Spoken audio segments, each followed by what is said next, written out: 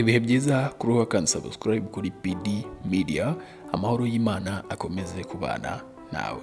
Hari hashize iminsi naza kuri no YouTube channel yacu ngo tuganire twigishanye nk'uko bisanzwe, ariko sinari mugiye kubusa, nari ndi kubategurira movie yo kureba, movie nshaka ko izahindura ibitekerezo by'abantu bakagira ibintu bimwe bavamo bakajya mu bindi, ikabasha kubagura mu mitekerereze nk'uko mbikora hano kuri no YouTube channel yacu, mbigisha ibintu byinshi.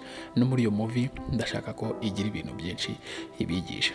Iyo movie abashaka kuyireba musacinge kuri YouTube zanyu, musacinge Isimbi Films, niyo YouTube channel zizajya zicaho, muyirebe iyo movie, cyangwa se ukande kuri iyo link iri kuri comment ya mbere, ugende uyirebe unshyigikire, ukande subscribe. Nizeye ko movie nzajya ncishaho zizajya zibashimisha. Si ibyo gusa, nindi no kwandika igitabo kijyanye n'imitekerereze ya muntu, uburyo ki umuntu yitwaramo, uburyo ki umuntu yifatamo, bigatuma n'abamureba hari uko bamufatamo. Ubundi imyitwarire yacu, behavior cyangwa se attitude agenda agaragariza abandi, nizo zituma bamufata uko yiyerekanye. Muri icyo gitabo rero kijyanye n'imitekerereze ya muntu, nzajya ngenda basangizaho bimwe mu birimo muri icyo gitabo. Ahangaha tugiye kubikora nka content, nzajya nkwigishe ibintu byatuma uhindura imitekerereze wari ufite kugira ngo ubuzima bwawe bugende neza, utangire kwiyumva nk'abantu. Hari abantu baba baritakarije icyizere bitewe n'ubuzima babayemo. Iki gitabo nicyo kizaza kukugarurira ibyumviro, imitekerereze yongera igaruke ku murongo. Unyemerere rero uyu munsi nkwigishe bimwe mu bigize icyo gitabo, tuzakomeza n'ibindi tuzagenda tubireba mu ma video azaza zatambuka ahangaha, bidakuye ko tuzajya tuniga bya bindi abankundiye kuri no YouTube channel ko mbigisha. Ubu nje kubigisha noneho n'ibijyanye n'imitekerereze, ariko bidakuye ko tuzajya twiga na rya koranabuhanga nk'ibisanzwe. Uyu munsi rero naguteguriye ibintu byagufasha kubaho neza kuri iyi si, ukabaho nta kibazo ufite, ukabaho nta muntu mufitanye ikibazo, ukabaho uri mu buzima bwiza bufite umutuzo n'umudendezo. Ikintu cya mbere ni ukwihangana no kwihanganira abandi. Abantu benshi kuri iyi si mu buzima tubayemo, kwihangana biratugora, kandi akenshi ariyo nzira itugeze ku ntsinzi, ariyo ntambwe ya mbere wakagombye gutera kugira ngo ugere ku byo ushaka.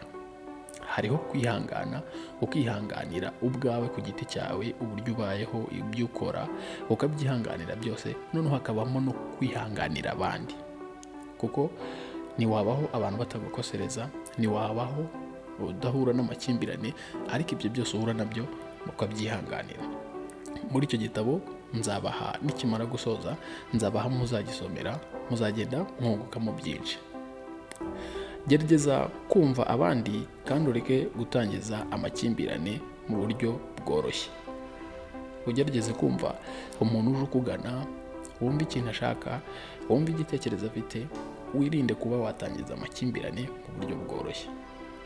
Kwihangana bituma uhora usagamba, kwihangana bituma uhora wishimye, bituma uhora abantu bose bakubona ufite akanyamuneza mu maso. Ikintu cya mbere rero muri ubu buzima tubayemo ugomba kwiga kandi ugashyira mu mutwe no kwihangana. Ikintu cya kabiri, kugira umutima uganisha ku bandi.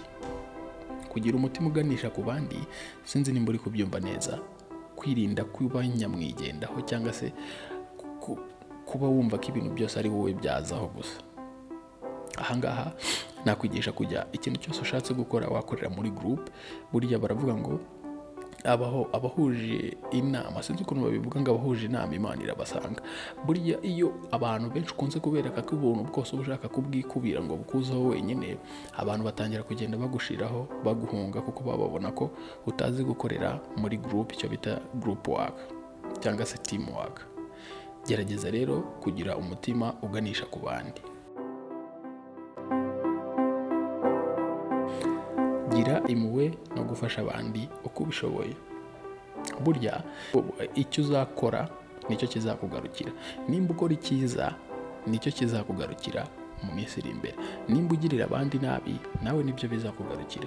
Rero nutangira kwiga gufasha ukajya ufasha abandi, mu minsi iri imbere ntuzi uko bimeze. Ubuzima bwo ku isi ntabwo tuba tuzi aho bwerekeza cyangwa butwerekeza. Ushobora kuzisanga uri muri situation nawe ukeneye kuba wafashwa.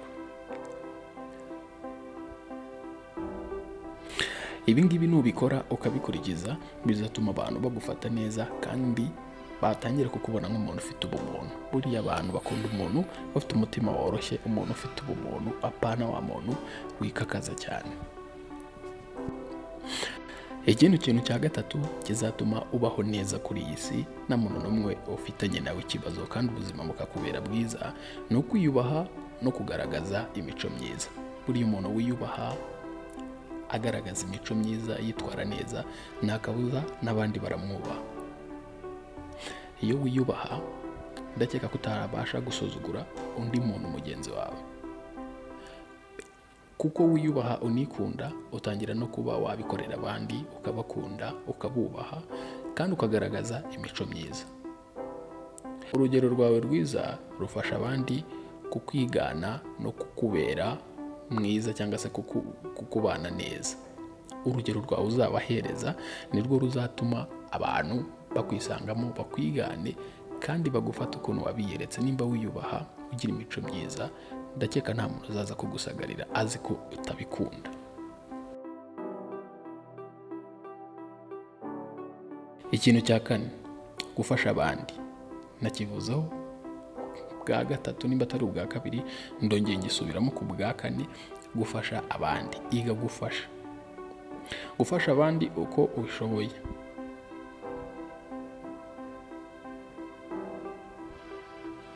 Iga gufasha abandi uko bishoboye, ntugire uwo ubabaza cyangwa se umwereke urwango cyangwa umwereke ko utamwishimiye. Kabone niyo muri wowe waba wumva uwo muntu utamwishimiye bitewe n'ukuntu asa, bitewe n'ukuntu afite imico itandukanye n'iyo ukunda, si ngombwa ko ahita abibona cyangwa se ngo bimwereke. Icyo wamufasha ni ukuba wamuhindura uko ubishaka.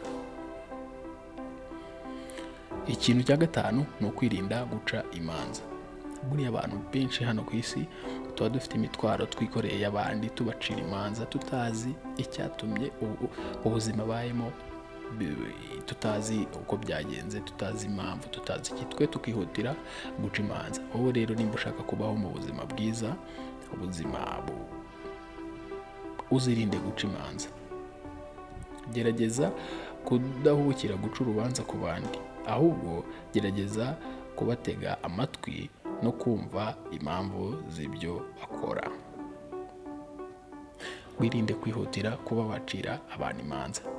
Kumwe bikubera umutwaro, bikuremereye, nibyo bigushyira muri risk yo kugiba wagira ubuzima bubi. Kwa kundi utekereza ibintu bibi nawe biguhindura umuntu mubi, ariko iyo witekereza ibintu byiza ugira amahirwe mu buzima. Ubuzima bwawe bugenda bubona ibintu byiza.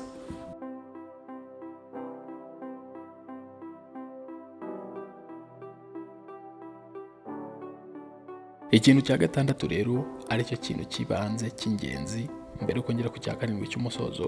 Iki cya gatandatu ni ugukora imirimo itegura hazaza. Gukora imirimo itegura hazaza. Uyu munsi urawuzi ukuntu umeze, urabizi imbaraga ufite, urabizi ibyo ubashije gukora, ariko ntuzi hazaza ukuntu hazaba hameze. Nimba utabashije gukora, nimba uzaba warashaje, nimba umubiri uzaba waribanye. Niyo mpamvu ugomba gutegura ibyo uzakora hazaza mu gihe ugifite imbaraga n'ububasha bwo kubikora. Ujye ukora ibikorwa bigufasha kugera ku ntego zawe. Nimba ushaka kubaho ubuzima bwiza, ujye ukora ibikorwa bizagufasha kugera ku ntego zawe.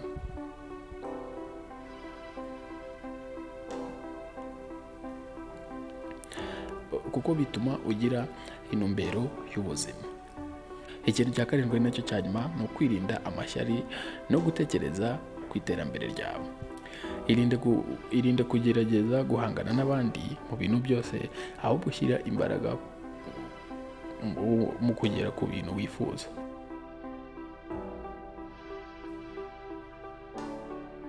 Iyi video rero nshatse kuyigira ntoya kugira ngo mbanze bamenyeshe ukuntu tugiye kujya tubana hano kuri no YouTube channel yacu, mumbwire n'ukundi twabigenzamo, kuko nshaka kujya mbigisha za content zo kwiga ikoranabuhanga, ariko nkacishamo nkanabigisha imibanire n'abandi, imitekerereze yagutse, ku buryo na wa muntu uri mu gihirahiro, wa muntu ufite ipfunwe, wa muntu bitewe n'ubuzima arimo bwatumye yitakariza icyizere, ku buryo noneho nongera nkamuremamo icyizere bitewe no kumuhindura imitekerereze, ku buryo mu minsi iri imbere uzasanga abantu bari gutekereza byagutse kandi bakagera kuri byinshi mu iterambere. Ndashaka ibitekerezo byanyu muri comment, ubundi duhure muri video ikurikiraho. Thank you so much.